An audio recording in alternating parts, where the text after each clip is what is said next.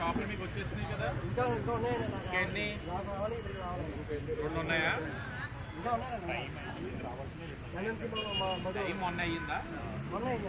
సాయంత్రం మిగతా అన్నీ అయిపోయినాయి కదా, మీకు చేయించేస్తాను.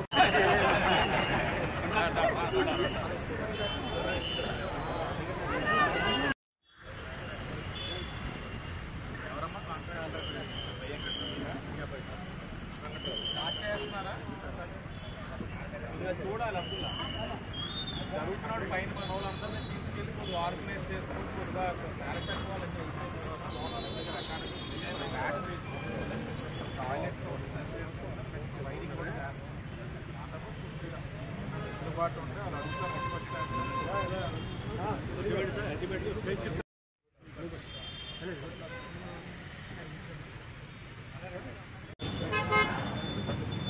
గోకవరం బస్ స్టాండ్ ఆపోజిట్ భీమా రాజమండ్రి మున్సిపల్ కార్పొరేషన్ వాళ్ళది షాపింగ్ కాంప్లెక్స్ ఉంది.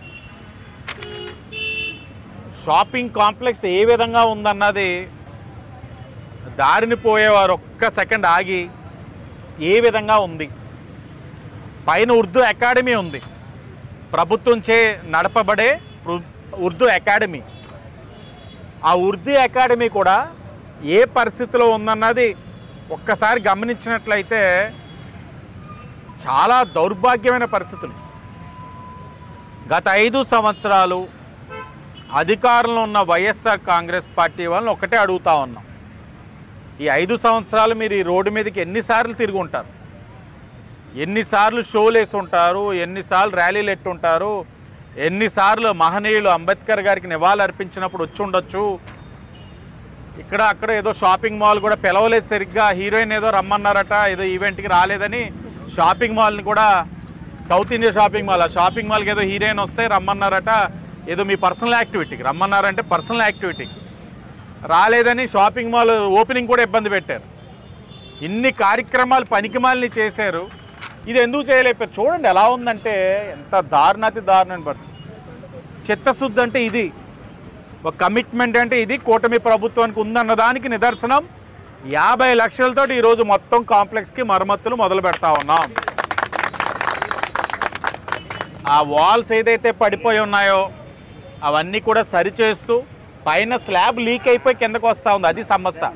స్లాబ్ని మళ్ళా రిపేర్ చేస్తూ, అలాగే ఉర్దూ అకాడమీ లోపల టాయిలెట్స్ మళ్ళా రీకన్స్ట్రక్ట్ చేస్తూ కొత్త వైరింగ్ చేసే కార్యక్రమం తీసుకున్నాం.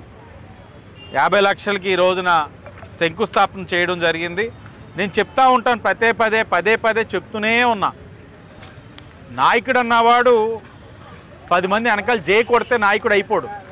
నువ్వు చేసే కార్యక్రమాలు బట్టి, నీ ఆలోచన బట్టి, నీ విధానాలు బట్టి నాయకుడు అవుతాడు. ఈరోజు మేము చేస్తున్న కార్యక్రమాలు ఇవి, అది ప్రజలు నిర్ణయిస్తారు ఏం అవ్వాలా నేనన్నది, అవ్వకూడదన్నది. నువ్వంటే అయిపోవు, నేనంటే అయిపోను. కానీ నాయకుడికి అవకాశం వచ్చినప్పుడు ఇలాంటివి చేస్తేనే వాళ్ళ గుండెల్లో ఉంటాం. ఈరోజు మేము ఆ కార్యక్రమాలే కూటమి ప్రభుత్వం చేస్తూ ఉంది. గవర్నమెంట్ హాస్పిటల్ ఏంటి ఏమైంది?